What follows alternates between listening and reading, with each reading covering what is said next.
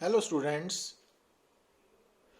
तो आज class +2 unit number 3 magnetic effect of current के लेक्चर नंबर 8 में हमारा टॉपिक है मैग्नेटिक फोर्स एक्सपीरियंस्ड बाय ए पॉइंट चार्ज। कि जब कोई पॉइंट चार्ज मैग्नेटिक फील्ड में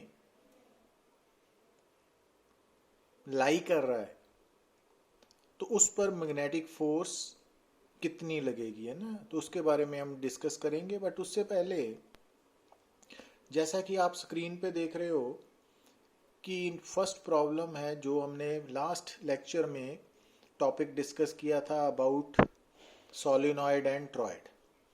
ए coil wrapped around a toroid has inner radius of 10 centimeter and outer radius of 20 centimeter, and if the wire wrapped makes 600 turns and carries a current of 10 ampere, calculate the magnetic field within the toroid. तो अब total number of turns आपको given है, ठीक है, 600। Current flowing through toroid given है 10 ampere. Inner and outer radii given है R1 R2। तब हमने वहां से मीन रेडियस ऑफ ट्रॉयड निकाल लेना है ना। तो अब ये फार्मूला जो हमने डिराइव किया था कि magnetic field with in triad क्या होता है, म्यू नॉट Ni/2πr, है ना। तो इसमें वैल्यू सब्स्टिट्यूट करने के बाद हमने आंसर निकाल लेना है डायरेक्ट, है ना। जस्ट फार्मूला रिक्वायर्ड है। अब प्रॉब्लम नंबर 2 में देखिए आप, हमें गिवन है a solenoid of length 0.20 metre having 120 turns carries a current of 2.5 ampere. Find the magnetic field in the presence of the solenoid and number 2 at one end of the solenoid. अब यहाँ पे आपको total number of turns in the solenoid 120 given है, length of solenoid भी given है। तो वहाँ से हम number of turns per unit length निकाल लेते हैं ना। करंट भी गिवन है। तो अब सोलिनॉइड के अंदर मैग्नेटिक फील्ड क्या होता है, इंटीरियर सेंटर पे म्यू नॉट Ni, है ना। तो वहां पर वैल्यू सब्स्टिट्यूट की। पर सेकंड पार्ट में हमने क्या निकालना है, magnetic field at the end. तो एंड पे जो मैग्नेटिक फील्ड होता है वो सेंटर से हाफ होता है ना। तो वो हमारा रिक्वायर्ड आंसर है। अब यहां पर देखिए कि प्रॉब्लम नंबर 3 में a copper wire having a resistance of 0.02 ohm per meter is used to wind a 500 ton solenoid of radius 2 centimeter and length 30 centimeter. अब यहाँ पर आपने क्या सोचना है कि जो सोलिनॉइड है ना उसकी लेंथ है 30 सेंटीमीटर और उसमें नंबर ऑफ टर्न्स भी गिवन है हमें 500 टर्न्स। तो वहां से हम सोलिनॉइड की number of turns per unit length small n की वैल्यू निकाल लेंगे ना। पर उसके साथ ही जब आप रेडियस ऑफ सोलिनॉइड की बात करते हो तो सोलिनॉइड का रेडियस और radius of each turn off solenoid वो सेम है ना, 2 सेंटीमीटर। अब जो ईच टर्न है उसकी टोटल लेंथ कितनी होगी, 2πr, है ना। तो अब टोटल नंबर ऑफ टर्न्स क्योंकि 500 गिवन है, तो इसका मतलब जो वायर है जिसके वाउंड करने से सोलिनॉइड बनी है उसकी टोटल लेंथ कितनी होगी, 2πr। एक टर्न की लेंथ है into total number of turns, तो ये होगी वायर की लेंथ जिससे सोलिनॉइड बनाई गई है ना। तो अगर वायर की टोटल लेंथ इतनी है तो हमें तो वायर की रेजिस्टेंस पर मीटर गिवन है पर यूनिट लेंथ। तो वहां से हम क्या निकाल लेंगे कि जो सोलिनॉइड है उसकी जिस वायर से वो बनी है उसकी टोटल रेजिस्टेंस निकाल लेंगे। कैसे, resistance per unit length into length of the wire. तो अब आपको मालूम पड़ा ना लेंथ ऑफ वायर जो है वो कैसे निकालनी है आपने, turn off each length of each turn into number of turns. तो अब जब हमने टोटल रेजिस्टेंस ऑफ सोलिनॉइड निकाल लिया, अब सोलिनॉइड के अंदर जो करंट फ्लो कर रहा है वो किसके कारण है, ईएमएफ ओवर रेजिस्टेंस, है ना। ये फार्मूला हमने करंट इलेक्ट्रिसिटी से जाना है। तो अब जो कैपिटल ई है वो टोटल ईएमएफ है और आर रेजिस्टेंस है। तो अब ई निकाल लेना है ना आपने यहां से।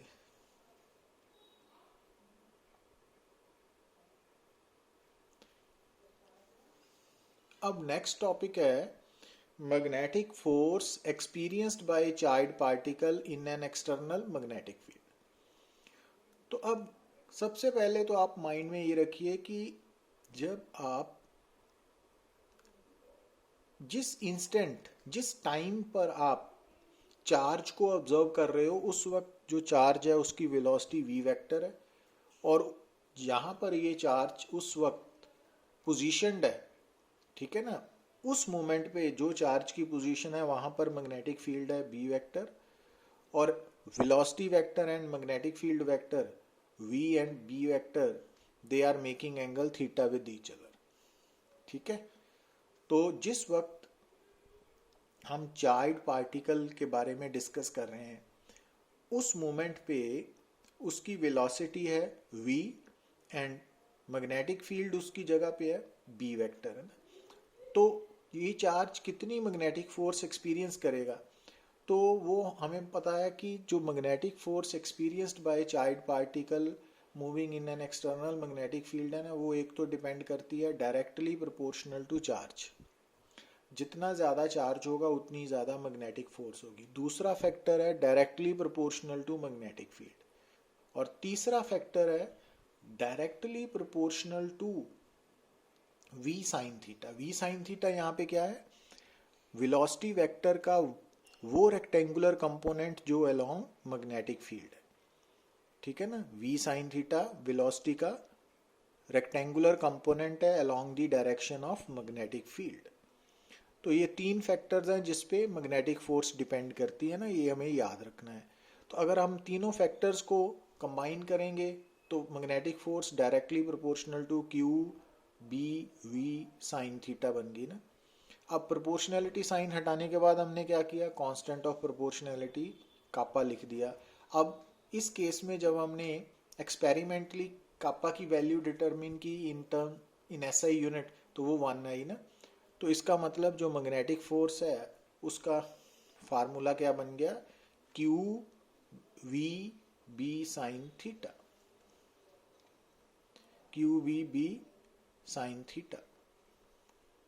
तो जब भी कोई भी चार्ज पार्टिकल मैग्नेटिक फील्ड के अंदर मूव करेगा तो उस पर कितनी मैग्नेटिक फोर्स एक्ट करेगी या वो कितनी मैग्नेटिक फोर्स एक्सपीरियंस करेगा, उसको कैलकुलेट करने के लिए आपके माइंड में कौन सा फार्मूला आना चाहिए, Q B V sine theta.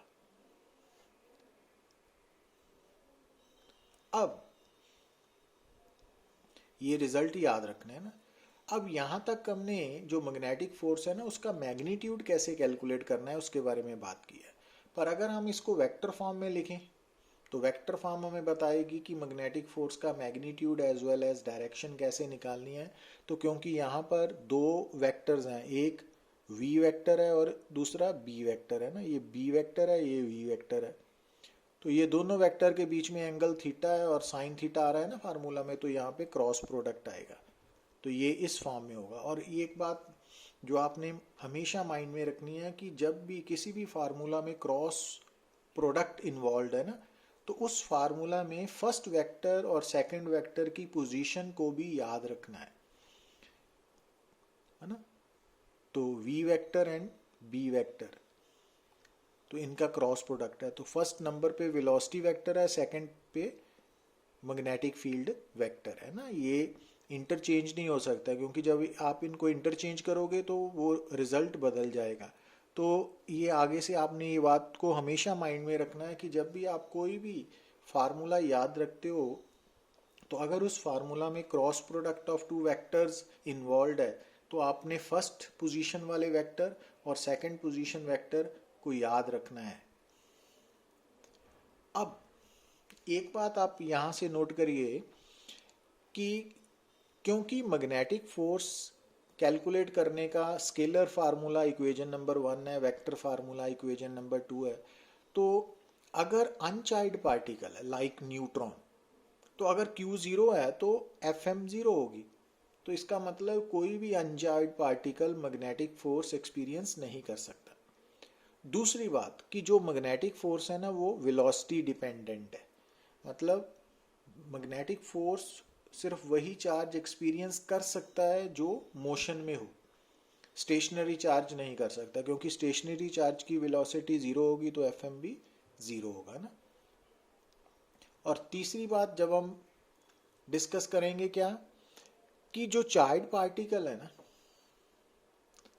अगर वो चार्ज पार्टिकल, क्योंकि इस फार्मूला में इक्वेशन नंबर 1 में थीटा इन्वॉल्व है ना, क्रॉस प्रोडक्ट में थीटा इन्वॉल्व होता है, और थीटा क्या होता है, angle between two vectors used in the cross product. तो अब थीटा यहाँ पर velocity vector and magnetic field vector के बीच में बनने वाला एंगल है। तो अगर कोई चार्ज पार्टिकल मैग्नेटिक फील्ड के अंदर मोशन में तो है, मूव कर रहा है, पर उसकी वेलोसिटी मैग्नेटिक फील्ड के पैरेलल है, तो थीटा 0 डिग्री होगा, और अगर एंटी पैरेलल है तो 180 डिग्री होगा। और दोनों केसेस में चाहे थीटा 0 डिग्री हो चाहे 180 डिग्री, साइन 0 डिग्री भी 0 होता है और साइन 180 डिग्री भी 0। तो it means magnetic force experience नहीं करेगा। मीन्स ना तो अनचार्ज पार्टिकल, ना ही स्टेशनरी चार्ज पार्टिकल, और ना ही वो चार्ज पार्टिकल जो along the direction of magnetic field या opposite to the direction of magnetic field move कर रहे हैं ना, तो उस पर मैग्नेटिक फोर्स एक्ट नहीं करेगी। तो ये बात आपने याद रखनी है। अच्छा, अब अगर हम बात करने जा रहे हैं direction of magnetic force experienced by moving charge, तो क्योंकि वेक्टर फॉर्म में हमने लिखा है कि एफ एम क्या है, Q into V cross B, है ना, velocity vector cross magnetic field vector. तो अब यहां से देखिए, क्योंकि क्यू तो स्केलर क्वांटिटी है, तो इसका मतलब सबसे पहले अगर हम मैग्नेटिक फोर्स की डायरेक्शन याद रखना चाहते हैं या फाइंड आउट करना चाहते हैं ना, तो उसके लिए आपको magnetic field vector and velocity vector, इन दोनों पे कंसंट्रेट करना पड़ेगा गिवन सिचुएशन में। और क्योंकि क्रॉस प्रोडक्ट की जो डायरेक्शन होती है ना, cross product of two vector is a vector quantity, that's why cross product of two vectors is also called vector product. तो अब जो velocity cross magnetic field vector है, तो इस क्रॉस प्रोडक्ट की डायरेक्शन हमेशा हम कैसे निकालते हैं, bye using right hand thumb rule. तो उसको कैसे अप्लाई करते हैं, तो उसके लिए देखिए कि मान लीजिए कि आपके सामने वेलोसिटी एंड मैग्नेटिक फील्ड दोनों की डायरेक्शंस गिवन है ना, ये सेम ही है दोनों में। तो इसके लिए अगर आपको कहा जाए कि आप V vector cross B vector की डायरेक्शन निकालनी है, तो राइट हैंड थंब रूल में आप क्या करोगे कि अपने राइट हैंड की जो फिंगर्स है ना, उनको फर्स्ट वेक्टर वेलोसिटी की तरफ अलाइन करके सेकंड वेक्टर बी की तरफ, बी वेक्टर की तरफ कर्ल करोगे ना, तो उस वक्त आपका जो थंब है वो जिस डायरेक्शन में होगा वो क्रॉस प्रोडक्ट की रिजल्ट की डायरेक्शन आएगी, है ना, राइट हैंड थंब रूल। तो अब इस डायग्राम में देखिए कि ये जो राइट हैंड है, इसकी फिंगर्स को हमने वेलोसिटी वेक्टर की तरफ रख के अगर हम मैग्नेटिक फील्ड वेक्टर की तरफ कर्ल करें तो थंब अंदर की तरफ जा रहा है ना। तो इसका मतलब इन दोनों डायग्राम्स में जो v क्रॉस b वेक्टर है ना, तो इस क्रॉस प्रोडक्ट की डायरेक्शन क्या आ रही है, normal to the plane but inward, तो क्रॉस के साथ आ रही है। ठीक है, क्रॉस के साथ आ रही है, ये बात समझ आनी चाहिए आपको ना, क्रॉस प्रोडक्ट पे पकड़ होनी चाहिए आपको। अच्छा, अब इसका मतलब अभी हमने इसकी डायरेक्शन डिस्कस की है ना, अब ये Q के साथ, स्केलर के साथ मल्टीप्लाई हो रहा है। अब स्केलर Q जो है ना, वो पॉजिटिव भी हो सकता है, नेगेटिव भी। तो अगर Q पॉजिटिव है तो यहां पे प्लस आने का मतलब है कि F M vector and cross product की डायरेक्शन सेम होगी, और अगर Q नेगेटिव है तो यहाँ पे माइनस आएगा ना, और माइनस का मतलब कि F M vector and cross product की डायरेक्शन ऑपोजिट है। तो सबसे पहले आपने जब भी किसी magnetic force experienced by moving charge की डायरेक्शन निकालनी है, तो सबसे पहले आप cross product of velocity vector and magnetic field vector की डायरेक्शन निकालोगे by using right hand thumb rule. अब उसके बाद आप क्या देखोगे कि अगर आपका चार्ज पॉजिटिव नेचर का है, जैसे प्रोटॉन है ना, अल्फा पार्टिकल है, ड्यूट्रॉन है, तो उस केस में जो cross product of velocity and magnetic field vector की डायरेक्शन है, वही मैग्नेटिक फोर्स की डायरेक्शन होगी। पर अगर मान लीजिए कि आपका चार्ज पार्टिकल इलेक्ट्रॉन है ना, नेगेटिवली चार्ज पार्टिकल है, तो फिर उस केस में आपने जो वेलोसिटी क्रॉस मैग्नेटिक फील्ड की डायरेक्शन निकाली है उससे ऑपोजिट लेनी है मैग्नेटिक फोर्स की डायरेक्शन। ठीक है, तो ये देखिए अब यहाँ पे प्लस क्यू है ना, तो यहाँ पर v क्रॉस b, तो क्रॉस है ना, तो यहाँ पे एफ एम भी क्रॉस ही आएगा, बट यहाँ पर एफ एम क्योंकि q नेगेटिव है तो वो उल्ट हो जाएगी डायरेक्शन। तो ये बात आपने आराम से समझनी है, ठीक है, कंफ्यूज नहीं होना, क्योंकि ये इंपॉर्टेंट पार्ट है ना मैग्नेटिक फोर्स डायरेक्शन। अब ये देखिए इसी बात को कि वही बात हम, अब अगर मान लीजिए कि वेलोसिटी और मैग्नेटिक फील्ड इस तरह डायरेक्टेड हो तो उस केस में राइट हैंड की फिंगर्स को हमने फर्स्ट वेक्टर वेलोसिटी से मैग्नेटिक फील्ड की तरफ कर्ल करना है, तो थंब बाहर की तरफ आ रहा है ना, तो इसका मतलब इन दोनों डायग्राम्स में v क्रॉस b वेक्टर की डायरेक्शन क्या होगी, आउटवर्ड, डॉट डॉट होगी। तो अब क्योंकि ये चार्ज पॉजिटिव है, तो पॉजिटिव चार्ज के केस में जो डायरेक्शन क्रॉस प्रोडक्ट की आएगी वेलोसिटी क्रॉस मैग्नेटिक फील्ड की, वही डायरेक्शन एफ एम की होगी, पर नेगेटिव चार्ज में ऑपोजिट हो जाएगी तो क्रॉस बन जाएगी ना। तो ये बात आपने आराम से धीरे से पेशेंसली समझनी है। अच्छा, अब हम बात करने जा रहे हैं कि जैसा कि आप नोट कर रहे हो कि मैग्नेटिक फोर्स कैलकुलेट करने का, experienced by moving charge in a magnetic field, calculate करने का ये फार्मूला है ना वेक्टर फॉर्म। तो अब आपको मालूम होना चाहिए कि ये जो एफ एम वेक्टर है ना, ये वेक्टर इन दो वेक्टर्स के क्रॉस प्रोडक्ट से ऑब्टेन हो रहा है ना। और आपको जब cross product of two vectors के बारे में बताया जाता है तो समझाया जाता है कि जो वेक्टर दो वेक्टर्स के क्रॉस प्रोडक्ट से पैदा होता है ना, उस वेक्टर की डायरेक्शन, एफ एम वेक्टर की डायरेक्शन उस प्लेन के परपेंडिकुलर होगी जिस प्लेन में क्रॉस प्रोडक्ट के दो वेक्टर्स लाई करते हैं। तो इसका मतलब इस रिजल्ट के इक्वेशन के अकॉर्डिंगली एफ एम वेक्टर की डायरेक्शन उस प्लेन से परपेंडिकुलर होगी जिस प्लेन में velocity vector and magnetic field vector lie कर रहे हैं। और इसके साथ ये भी बताया जाता है क्योंकि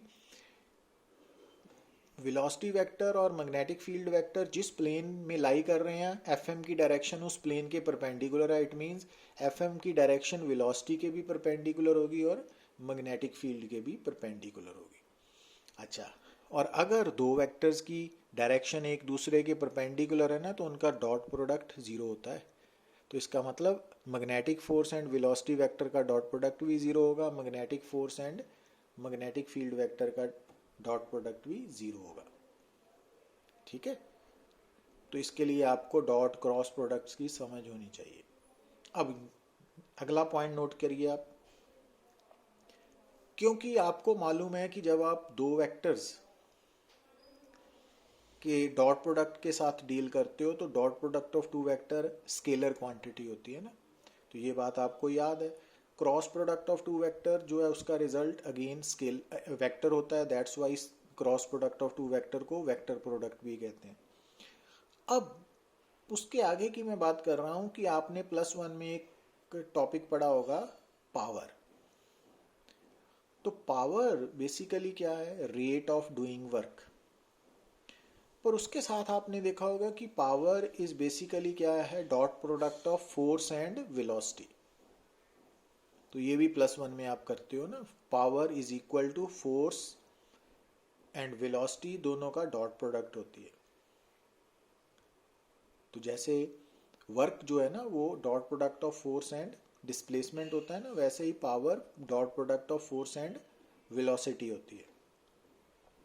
अब power dw/dt rate of doing work भी है, तो अब यहाँ से हमने dt क्रॉस मल्टीप्लाई कर दिया, तो ये dw स्मॉल वर्क डन है, तो अगर हम दोनों साइड्स को इंटीग्रेट करेंगे तो टोटल वर्क डन आ जाएगा। तो जब dw को इंटीग्रेट किया तो वो टोटल वर्क डन w बन गया ना। तो ये टोटल वर्क डन कैलकुलेट करने का एक और फार्मूला आ गया हमारे पास। अब अगर हम बात कर रहे हैं मैग्नेटिक फोर्स की, तो अगर हमने total work done by magnetic force निकालना है तो हम यहाँ इक्वेशन नंबर 1 में F जो फोर्स है उसको मैग्नेटिक फोर्स के साथ रिप्लेस कर देंगे। ठीक है ना, यही होगा। अगर आपने इलेक्ट्रिक फोर्स का वर्क डन निकालना है तो आप इस इक्वेशन नंबर 1 में एफ को इलेक्ट्रिक फोर्स के साथ रिप्लेस कर दोगे। तो जब हमने work done by magnetic force निकालना है तो हमने इक्वेशन नंबर 1 में एफ वेक्टर को एफ एम वेक्टर से रिप्लेस कर दिया। अब F M vector dot B vector, ये हम ऑलरेडी पीछे डिस्कस कर चुके हैं कि ये ज़ीरो होता है ना। क्यों? क्योंकि हमने पता कर लिया है कि जो मैग्नेटिक फोर्स है ना वो वेलोसिटी वेक्टर के हमेशा परपेंडिकुलर होती है, कि जब कोई चार्ज पार्टिकल मैग्नेटिक फील्ड के अंदर मूव करेगा तो उस पर जो मैग्नेटिक फोर्स एक्ट करेगी ना वो उस चार्ज पार्टिकल की वेलोसिटी के परपेंडिकुलर होगी। तो इसका मतलब अगर F M dot V zero है तो इस इक्वेशन के अकॉर्डिंगली वर्क डन ज़ीरो हो गया। तो इसका मतलब आज से हमें ये रिजल्ट याद रखना पड़ेगा कि work done by magnetic force is always zero. Got it? और क्यों ज़ीरो है? Because magnetic force is always perpendicular to velocity. Clear? अब +1 में आप एक थ्योरम पढ़ते हो, वर्क एनर्जी थ्योरम, कि total work done by all the forces acting on a particle is equal to change in kinetic energy. यही होता है ना। तो अगर हम मान लें कि हमारा जो चार्ज पार्टिकल है वो मैग्नेटिक फील्ड में मूव कर रहा है, तो उस पर सिर्फ एक ही फोर्स लग रही है, मैग्नेटिक फोर्स। ठीक है? तो अगर एक ही फोर्स लग रही है मैग्नेटिक फोर्स, तो मैग्नेटिक फोर्स का वर्क डन हम ऑलरेडी डिस्कस कर चुके हैं कि वो तो ज़ीरो होता है। क्यों? क्योंकि magnetic force and velocity vector both are perpendicular to each other. तो मैग्नेटिक फील्ड के अंदर work done by magnetic force क्योंकि ज़ीरो होता है, तो इसका मतलब वर्क एनर्जी थ्योरम के अकॉर्डिंगली डेल्टा के ज़ीरो हो गया ना। डेल्टा के एक बेसिकली क्या है? Change in kinetic energy. और अगर change in kinetic energy zero है तो इसका मतलब काइनेटिक एनर्जी कांस्टेंट है, उसमें कोई चेंज नहीं आ रही, तो के कांस्टेंट है। और एक बात याद रखना कि जो काइनेटिक एनर्जी है ना वो एक्चुअली स्पीड ऑफ बॉडी पे डिपेंड करती है ना, वेलोसिटी पे नहीं, स्पीड पे। ये बात नोट करनी है। तो काइनेटिक एनर्जी स्पीड पे डिपेंड करती है ना। Got it? तो हम बोलने को वेलोसिटी बोल देते हैं, but actually kinetic energy body की स्पीड पे डिपेंड करती है। और क्योंकि हमने ये प्रूव कर दिया कि मैग्नेटिक फील्ड के अंदर मैग्नेटिक फोर्स का वर्क डन ज़ीरो होता है, जिसके कारण मैग्नेटिक फील्ड के अंदर चार्ज पार्टिकल की काइनेटिक एनर्जी कांस्टेंट होगी, तो इट मीन्स स्पीड भी कांस्टेंट होगी। मीन्स मैग्नेटिक फोर्स कभी भी किसी भी हालत में चार्ज पार्टिकल की काइनेटिक एनर्जी और स्पीड को बदल नहीं सकती। समझ आई बात? अच्छा, और एक बात आपने क्या याद रखनी है कि एक्चुअली जो फोर्स है ना उसका जब किसी भी सिस्टम पे नेट फोर्स एक्ट करती है ना तो वो उस सिस्टम की मोमेंटम को चेंज करती है। ये हमें किसने बताया? Newton second law of motion ने ना। तो अगर मान लीजिए कि एक चार्ज पार्टिकल है वो मैग्नेटिक फील्ड के अंदर मूव कर रहा है, तो अगर उस पर मैग्नेटिक फोर्स लग रही है तो मैग्नेटिक फोर्स लगने के कारण उस चार्ज पार्टिकल की momentum as well as velocity both will change, क्योंकि यहाँ पे हम ये मान के चल रहे हैं कि उस चार्ज पार्टिकल का मास वो कांस्टेंट है। तो अगर कोई चार्ज पार्टिकल मैग्नेटिक फील्ड के अंदर मूव कर रहा है और उस पर मैग्नेटिक फोर्स एक्ट कर रही है, लग रही है, ठीक है, तो उस केस में उसकी मोमेंटम भी चेंज होगी और उसकी वेलोसिटी भी चेंज होगी। पर क्योंकि work done by magnetic force हम ऑलरेडी डिस्कस कर चुके हैं वो ज़ीरो होता है, तो वर्क डन का कंसर्न काइनेटिक एनर्जी के चेंज होने पर है। तो अब क्योंकि work done by magnetic force zero है तो इस कारण उस चार्ज पार्टिकल की काइनेटिक एनर्जी एंड स्पीड वो दोनों सेम रहेंगी। तो अब अगर पार्टिकल के ऊपर, चार्ज पार्टिकल के ऊपर मैग्नेटिक फील्ड के अंदर मैग्नेटिक फोर्स तो लग रही है but work done by magnetic force zero है, तो इसका मतलब स्पीड एंड काइनेटिक एनर्जी तो कांस्टेंट रहेगी but momentum and velocity both will change. अब momentum and velocity both will change का मतलब क्या है कि उन दोनों की डायरेक्शन बदलेगी। मतलब ये आज के बाद कि मैग्नेटिक फील्ड के अंदर जब भी किसी भी चार्ज पार्टिकल की वेलोसिटी या मोमेंटम चेंज होगी तो वो सिर्फ किस कारण होगी, डायरेक्शन ऑफ मोशन के चेंज होने के कारण। मींस जो मैग्नेटिक फोर्स है ना वो स्पीड को या काइनेटिक एनर्जी को नहीं बदल सकती, वो सिर्फ मोशन, डायरेक्शन ऑफ मोशन को चेंज करेगी। और direction of motion of particle direction of momentum भी होती है और डायरेक्शन ऑफ वेलोसिटी भी होती है ना। किसी भी पार्टिकल की जो डायरेक्शन ऑफ वेलोसिटी है या डायरेक्शन ऑफ मोमेंटम है वही डायरेक्शन ऑफ मोशन भी है। Got it? अच्छा, अब हम बात करते हैं electric force and magnetic force की। अब जैसा कि आप देख चुके हो कि इलेक्ट्रिक फोर्स जो है ना वो QE है, ये हमने फर्स्ट यूनिट में पढ़ा था ना, कोई भी चाहे। तो इस फार्मूला में आप देख रहे हो लेफ्ट हैंड साइड पे कि जो इलेक्ट्रिक फोर्स है वो वेलोसिटी इंडिपेंडेंट है, क्योंकि उसके फार्मूला में कहीं भी वेलोसिटी इन्वॉल्व नहीं है। पर राइट हैंड साइड में देखिए पॉइंट नंबर 1, तो magnetic force velocity dependent force है ना। तो एक तो ये बात याद रखनी है।